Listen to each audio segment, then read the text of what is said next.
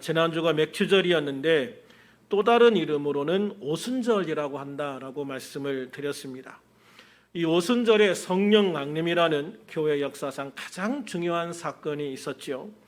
그래서 오늘은 성령을 받으라라는 예수님의 말씀을 통해서 성령과 그리스도인의 관계에 대해서 좀 더 말씀을 나누려고 합니다. 부활하신 후에 제자들이 있는 마가의 다락방을 찾으신 예수님께서는 제자들을 향해 숨을 내쉬면서 성령을 받으라라고 말씀을 하시죠. 특별히 주님은 제자들에게 아버지께서 나를 보내신 것 같이 나도 너희를 보내노라라고 말씀하신 후에 성령을 받으라라고 말씀을 하십니다. 이 말씀을 통해 주님은 우리가 세상에 나가려면 반드시 성령을 받아야 한다라고 강조하시는 겁니다. 이것은 사도행전 1장 4절에서 예루살렘을 떠나지 말고 내게서 들은 바 아버지께서 약속하신 것을 기다리라라고 하신 예수님의 말씀에서도 알 수가 있어요.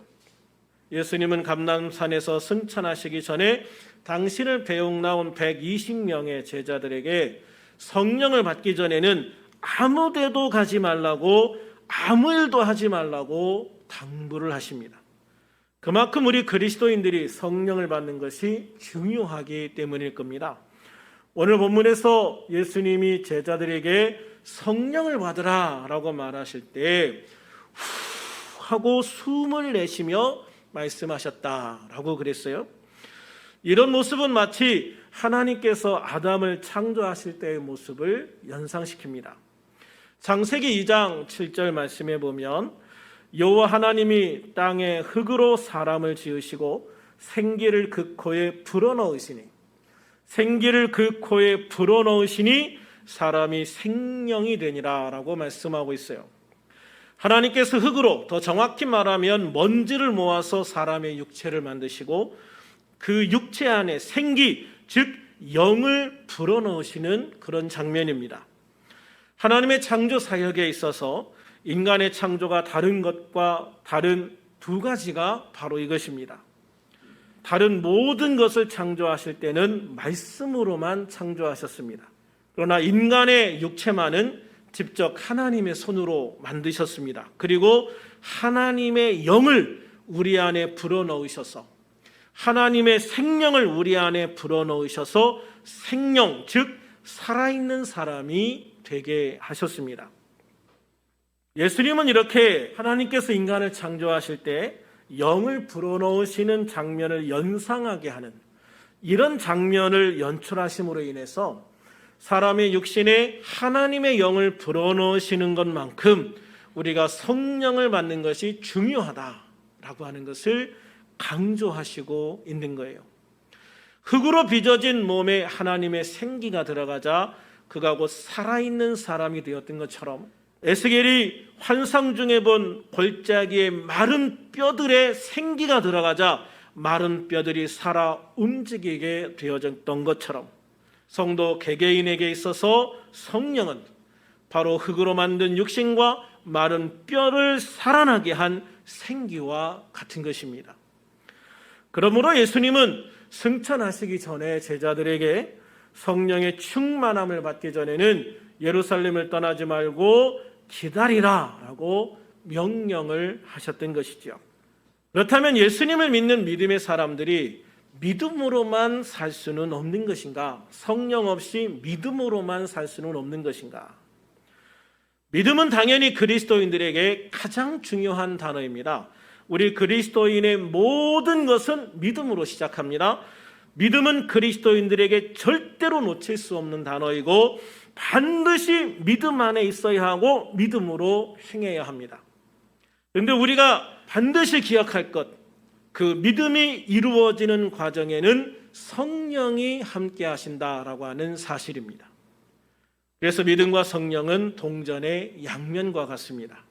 믿음엔 성령의 역사가 필요하고 성령의 역사에는 믿음이 필요합니다. 그래서 로마서 8장 9절에 보면 사도 바울은 이렇게 말씀합니다. 누구든지 그리스도의 영이 없으면 그리스도의 사람이 아니라. 한쪽에 글씨만 있고 반대편에 그림이 없는 동전은 동전이라 할 수 없는 것처럼 믿음과 성령이 함께하지 않는 그리스도인은 온전한 그리스도인이 아니다라고 말씀하고 있는 것이죠. 성령님은 사람들이 예수님을 마음으로 믿고 영접할 때 그 사람 안에 들어가 그와 함께 거하시기 시작하십니다. 예수님을 내 안에 모셔드립니다 라고 기도할 때 성령님, 예수님의 성령이 내 안에 임하시는 것이죠. 그래서 내 안에 그리스도의 영이신 성령이 없으면 그리스도의 사람, 즉 내가 예수님을 믿겠다고 예수님을 내 안에 모셔드리는, 영접하는 그런 행위를 하지 않았다는 것을 의미하는 겁니다. 그래서 성령님이, 내가 예수님을 믿을 때 성령님이 내 안에 들어오시는데 때로는 그 성령님이 나와 함께 계시다는 것을 평생 느끼지 못하고 살아가는 분들도 많죠. 그러나 분명한 것은 내가 예수님을 모셔드리는 기도를 했으면 성령님이 여러분 안에, 주님의 영이 여러분 안에 함께 하시는 것을 믿으시기를 바랍니다. 그러면 교회 다니면서도 성령을 받지 못한 교인들이 있을 수 있을까? 사도행전 19장에 보면 바울이 에베소에 갔을 때 아볼로라고 하는 사람이 전도한 교인들을 만납니다. 이 사람들은 아볼로가 전도한 사람들이었거든요. 바울이 이들을 만나서 너희가 믿을 때 성령을 받았느냐라고 물어볼 때 이들은 아니라 우리는 성령이 계심도 듣지 못하였노라라고 말을 합니다. 참으로 기가 막힌 일입니다. 예수님을 믿는다고 하면서도 성령에 대해서 들어보지도 못했다라고 말하는 겁니다. 그래서 바울은 도대체 너희가 어떤 복음을 들었는가 물으니 그들이 대답하기를 요한이 말한 복음, 그러니까 사도 요한이 아니라 침례 요한이 말한 복음을 들었다라고 말하는 겁니다. 그러면 침례 요한은 무엇을 사람들에게 전하고 가르쳤을까요? 마태복음 3장 2절에 보면 회개하라 천국이 가까이 왔느니라 라고 말합니다. 이 요한은 예수님보다 6개월 먼저 태어났습니다. 6개월 먼저 광야에서 사역을 시작했습니다. 그리고 예수님에게 침례를 주었고 나중에 예수님이 사역을 시작하실 때 이분은 예수님의 사역을 위해서 이슬처럼 사라져간 그런 분입니다. 이분의 삶 전체가 결국은 예수님을 위한 삶이었는데요. 예수님의 길을 준비한 예수님의 사역에 있어서 가장 중요한 분이었습니다. 그러나 이분과 메시아이신 예수님과는 분명한 차이가 있었습니다. 사실 예수님도 사역을 시작하면서 이 요한과 똑같은 말로 시작을 합니다. 회개하라 천국이 가까이 왔느니라. 회개하라 천국이 가까이 왔느니라. 침례 요한이 한 말과 같은 말이지만 예수님이 말씀하신 이 말의 의미는 전혀 다른 의미입니다. 침례 요한이 말한 때가 가까이 왔다라는 말은 예수님의 사역이 시작될 때가 가까이 왔다. 그러니까 예수님께서, 메시아이신 예수님께서 이제 공적인 사역을 시작할 때가 가까이 왔다라는 것을 선포하는 거예요. 그러니까 너희들이 빨리빨리 회개하고 메시아이신 예수님 앞에 와서 너희들이 예수님을 믿고 구원을 받으라라고 말하고 있는 거예요. 반면에 예수님께서 말씀하신 회개하라 천국이 가까웠느니라 라고 하는 말씀은 예수님께서 이제 구원 사역을 시작을 하신다는 거예요. 그래서 내가 십자가를 통해서 너희 죄를 대속할 때가 가까이 왔다. 메시아인 내가 십자가를 통해서 너희의 죄를 대속할 때가 가까이 왔다. 그러니까 이제 와서 나를 믿고 내가 십자가에서 너희 죄를 대속할 때에 그 십자가의 대속의 은혜를 믿고 내가 부활할 때의 생명을 받고 너희가 이제는 하나님의 백성, 하나님의 자녀가 되어라 라고 말씀하시는 거죠. 그러니까 침례 요한은 예수님을 맞을 준비를 하라라는 말이고 예수님은 이제 메시아인 내가 왔으니 구원받을 준비를 하라. 전혀 다른 의미의 말을 하고 있는 것이죠. 그래서 아볼로가 전한 복음은 사람들에게 회개하고 예수님 앞에 나올 수 있기는 하지만 성령을 받기는 못하는 거예요. 그런데 여러분, 이 전환 시점이 이미 예수님께서 십자가에서 모든 구원 사역을 다 이루시고 죽으시고 부활까지 하시고 승천까지 하신 그런 상황인데, 아직까지도 요한이 전한 복음, 요한이 말한 회개를 전하는 사람들이 있었다는 거예요. 이미 예수님이 오셨는데, 이미 예수님이 모든 구원 사역을 이루셨는데 아직까지도 메시아를 준비하라는 말밖에 할 수 없는 사람이 있었던 거예요. 그러나 바울은 이미 예수님이 오셨고 그 예수님이 십자가를 통해서 우리의 모든 죄를 대속하셨고 부활하심으로 우리에게 사망 권세를 이기고 승리할 수 있다는 걸 보여주셨으니 이제 빨리 와서 예수님을 믿고 예수님의 영이신 성령님을 받고 이제는 하나님의 백성, 하나님의 자녀가 되어라 라고 선포하시는 거죠. 그러니까 이 아볼로가 말하는 요한의 복음과 바울이 말하는 예수님의 복음은 전혀 다른 의미가 되는 거예요. 그래서 아볼로의 복음에는 성령이 없었지만 바울이 전한 예수님의 복음에는 성령이 함께 하셨던 것이죠. 우리가 예수님 안에서 예수님을 믿고 성령을 받는 것은 굉장히 중요한 의미입니다. 왜 그러냐면 예수님을 통해서 성령을 받는 사람들은요, 그리스도인으로서의 특권을 제대로 누리는 거예요. 그런데 교회에 와서도 성령을 받지 못하잖아요. 성령 있음을 알지 못하잖아요. 그러면 그리스도인으로서 누리는 특권을 제대로 누리지 못하는 사람이 되는 거예요. 그리스도인으로서 온전해지려면 성령을 받고 성령 충만한 삶을 살아야 합니다. 왜 성령을 받아야, 성령 충만함을 받아야 그리스도인으로서 온전한 축복을 누리는 걸까? 사도행전 14장 16절에 보면 예수님은 당신을 보혜사 그리고 성령을 또 다른 보혜사라고 말씀을 하세요. 보혜사라는 말은 돕는 자, 위로자, 중재자 등으로 해석을 할 수가 있는데요. 예수님은 사역을 하시는 동안에 제자들을 돕는 자셨어요. 제자들이 능력 있는 사역을 할 수 있도록 도와주시는 분이었단 말이죠. 그런데 그런 예수님이 승천하시는 거예요. 이제 더 이상 육신으로는 제자들과 함께 할 수 없는 상황이 되는 거예요. 제자들이 생각할 때 가장 걱정스러운 것이 예수님 없는 자신들의 삶이었을 거예요. 그런데 예수님은 그런 제자들에게 걱정하지 말라라고 말씀을 하십니다. 당신의 영이 또 다른 보혜사가 되어 우리와 함께 하실 것이기 때문이다 라고 말씀하시는 거죠. 이제까지 예수님과 늘 함께 했던 제자들과 성도들은 이제 또 다른 보혜사로 오신 예수 그리스도의 영, 성령님과 함께하는 삶을 살게 될 것이기 때문이라는 거예요. 그리고 이어지는 26절에 보면 보혜사 곧 아버지께서 내 이름으로 보내실 성령, 그가 너희에게 모든 것을 가르치고 내가 너희에게 말한 모든 것을 생각나게 하리라 라고 말씀하셔요.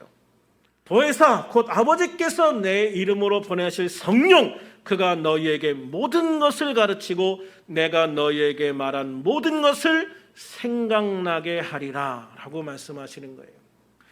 이제까지는 예수님이 제자들을 데리고 다니면서 직접 가르치셨지만 이제는 예수님의 영이신 성령님이 우리와 함께 하시면서 우리를 가르쳐 주시고 또 전에 말씀하셨던 것을 생각나게 하실 것이다 라고 말씀하시는 거예요. 이처럼 예수님은 성령으로 우리에게 다시 오셔서 우리를 고아와 같이 버려두지 않으시고 세상 끝날까지 함께 하시면서 곁에서 가장 가까운 곳에서 나와 함께 하시면서 나를 도와주시고 나를 가르쳐 주시고 생각나게 하시는 놀라운 일을 계속 하시겠다라고 말씀하시는 거죠. 또한 우리가 성령을 받을 때에 하나님의 권능과 능력을 가진 사람이 되는 거예요. 사도행전 1장 8절에 보면 오직 성령이 너희에게 임하시면 너희가 권능을 받게 될 것이다 라고 말씀을 하셔요. 오직 성령이 너희에게 임하시면 너희가 권능을 받고, 너희가 권능을 받는 것이 다른 게 아니다, 성령을 받는 게 너희가 권능을 받는 것이다 라고 말씀을 하시는 거예요. 그래서 너희가 성령의 권능을 받으면 예루살렘과 온 유대와 사마리아와 땅끝까지 이르러 내 증인이 될 수 있다라고 말씀을 하시는 거죠. 세상은 사탄 마귀가 공중 권세를 잡고 있기 때문에 하나님의 권능과 능력을 가지지 않으면 승리의 삶을 살 수 없는 것입니다. 그래서 예수님은 오직 성령이 우리에게 임하시면 우리가 권능을 받고 세상에 나가서 세상을 이기고 세상 권세를 이기고 복음을 전하는 증인이 될 수 있다라고 말씀을 하시는 거예요. 사도행전 10장 38절에 보면 하나님이 나사렛 예수에게 성령과 능력을 기름 붓듯 하셨음에 그가 두루 다니시며 선한 일을 행하시고 마귀에게 눌린 모든 사람을 고치셨으니 이는 하나님이 함께 하셨음이라 라고 말씀을 하십니다. 그렇습니다. 예수님도 하나님 아버지로부터 성령과 능력을 받아 귀신을 쫓아내고 병든 자를 고치셨다는 말씀입니다. 그런데 하물며 우리가 성령을 받지 않고 또 성령의 충만함을 받지 않고 어떻게 세상에서 능력 있는 삶을 살 수가 있겠습니까? 사도행전 2장에 보면 예수님의 제자들도 예수님의 말씀을 따라 전심으로 기도할 때 성령의 불이 임하고 모두 다 성령의 충만함을 받아 놀라운 주님의 일을 하기 시작하는 것을 볼 수가 있습니다. 사도행전 19장 6절에 보면 아볼로의 전도를 받아 회개하고 메시아를 맞을 준비를 했지만 예수님의 복음을 몰라 성령을 받지 못했던 에베소 사람들이 바울에게 예수님의 복음을 듣고 침례를 받고 안수를 받자 성령이 그들에게 임하셨다라고 말씀하고 있습니다. 그러므로 사랑하는 여러분, 혹시 아직까지 예수님을 나의 주인으로 모셔드리는 기도를 하지 않았다면 지금이라도 이 기도를 하시기를 바랍니다. 예수님을 나의 구원자, 나의 왕, 나의 하나님, 나의 주인으로 모셔드리기를 바랍니다.